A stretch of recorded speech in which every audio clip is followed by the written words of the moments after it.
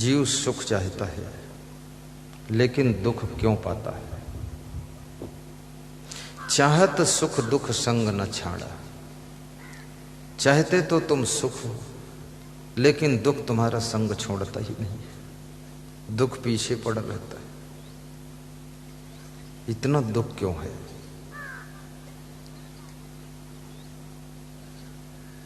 कहावत है कि एक ही चीज किसी के लिए दुखद होती है लेकिन दूसरे के लिए वही चीज सुखद होती है।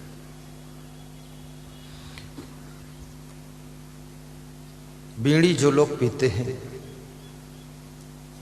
उनको बीड़ी की धुआं और बीड़ी की बदबू में सुख लगता है, लेकिन जो नहीं पीते हैं उनको बीड़ी के धुआं और बदबू से बहुत दुख लगता है। तो ये दुख कहाँ है, सुख कहाँ है। क्या बीड़ी में सुख दुख है।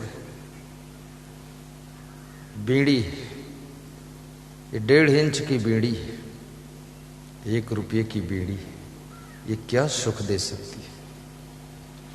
सुख सामान से नहीं मिलता है, सुख पैसे से नहीं मिलता है।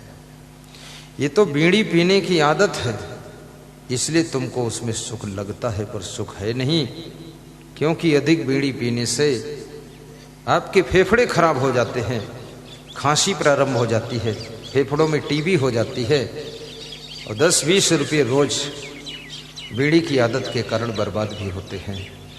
बीड़ी सुख क्या देगी, आपके शरीर को कमजोर कर देती है। ये मांस मछली भी मत खाइए, छोड़िए। मछली कितनी गंदी होती है। मछली सड़ा गला सब खाती है, मुर्दे को खाती है, गोबर को खाती है, गंदगी खाती है और उस मछली को ये मनुष्य खाता है और फिर कहता है बड़ा टेस्ट आता है। तो बड़ा टेस्ट आएगा ही, क्योंकि इतनी बड़ी गंदगी एक साथ मिलेगी कहां।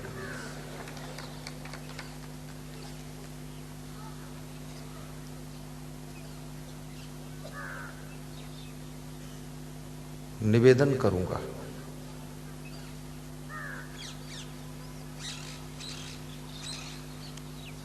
मूली में जो ताकत है, केला में जो ताकत है, गाजर में जो ताकत है, ये मांस मछली अंडा मुर्गी मुर्गा में तो है ही नहीं। फिर बड़ी मजे की बात है, मुसलमान भाई कहते हैं जर्रे जर्रे में खुदा है और हिंदू कहते हैं कण कण में राम है। यदि कण कण में राम है तो बकरा बकरी मुर्गा मुर्गी मछली में क्या राम नहीं है। क्या वो कण नहीं है, वो तो बहुत बड़ा कण है, उसमें तो बहुत बड़ा राम है। तो जब बकरी को काट कर खाओगे पकाओगे तो राम क्या नहीं कट जाएगा। तो राम की भक्ति कैसे करोगे।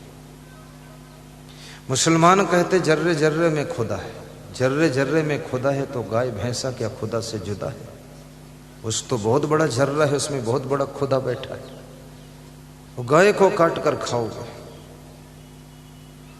तो खुदा कट जाएगा। फिर एक खुदा की इबादत क्या करोगे तुम, उसको तो तुमने काट दिया है। फिर अल्लाह इल्लाह उलिल्लाह और जो भी खाया मांस मछली सब उगल दिया है। ये सब कितनी गंदगी फैला रहे हो। बिस्मिल्लाह रहमान रहीम, वो रहमान रहम करने वाला है। ये कुरान शरीफ का कलमा है। दया धर्म हिंदू समाज का श्रेष्ठ धर्म माना जाता है। अहिंसा धर्म जैन धर्म का श्रेष्ठ धर्म है।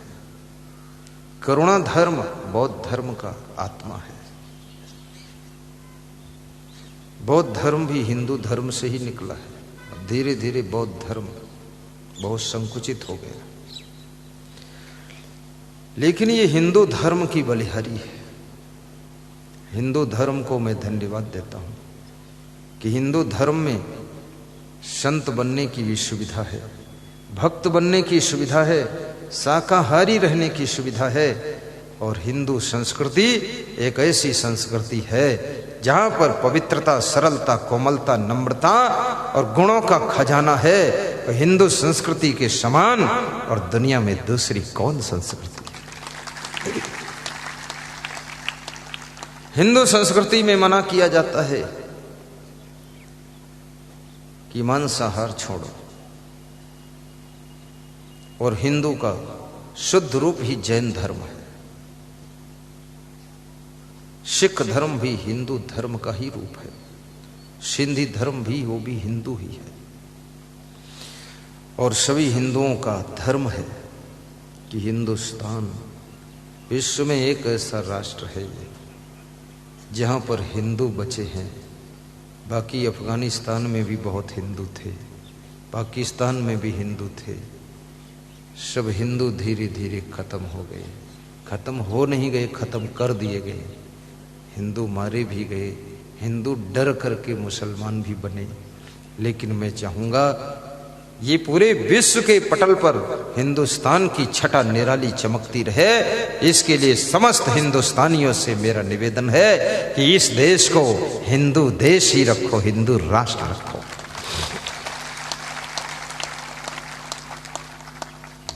और जो राजनेता हिंदू धर्म की रक्षा के लिए कदम बढ़ा रहा हो, पार्टी का मोह छोड़कर, जाति पाति का मोह छोड़कर, अपने पराये का मोह छोड़ करके, लोभ लालच को छोड़ करके अपनी भुजाओं के बल से उसको मदद कीजिए ताकि ये हिंदू राष्ट्र बन सके और यहां पर हिंदुओं की रक्षा हो सके।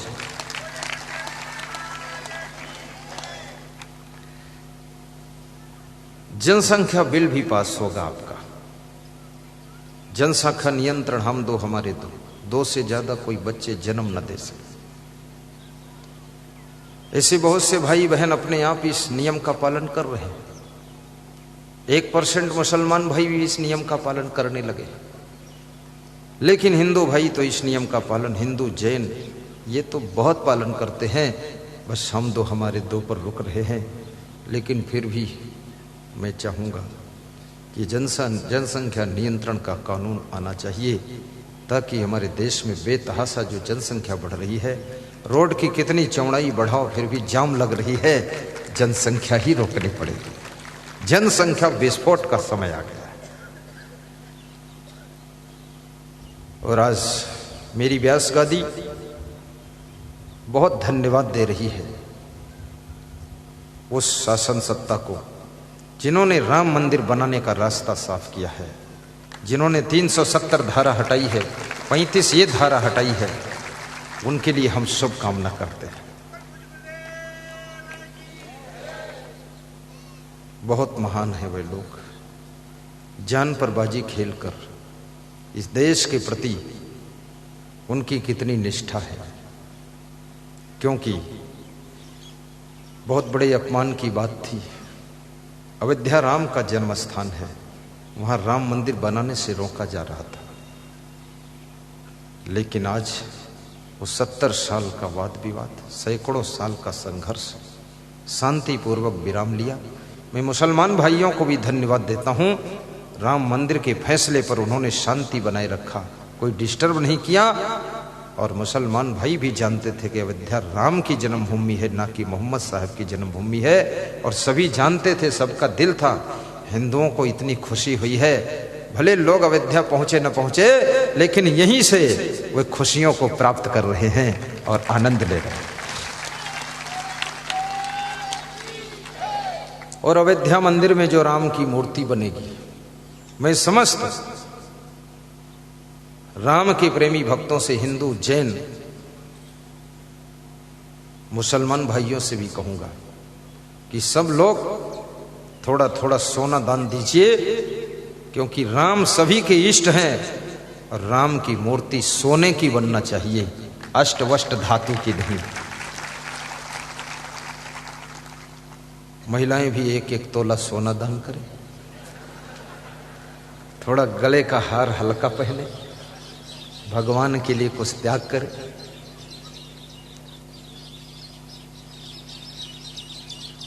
सारसा मंदिर में अभी इसी 5 तारीख को, ये जो 5 बीती है, यहां 5 जनवरी को एक महात्मा को रजत तुला पर तौला गया है। उसके वजन के बराबर तुला में चांदी रखी गई और उसको तौलने वाले जगदीश भाई पटेल अपने पिता की पुण्य स्मृति में अपने गुरु को चांदी से तौल देते हैं। 90 किलो चांदी उन्होंने दान किया तौल करके। और उस चांदी को उस गुरु ने क्या किया? उस चांदी से गुरु ने 1 ग्राम चांदी नहीं लिया। कमेटी वालों से कहा इस चांदी को इसी मंदिर में भक्तों के ठहरने के लिए धर्मशाला बना दिया जाए और सबकी सुविधा के लिए बाथरूम बना दिए जाएं, क्योंकि ये चांदी किसी भक्त ने तुला पर हमको तौला है चांदी से, तो ये भक्तों की सेवा में ही लगना चाहिए।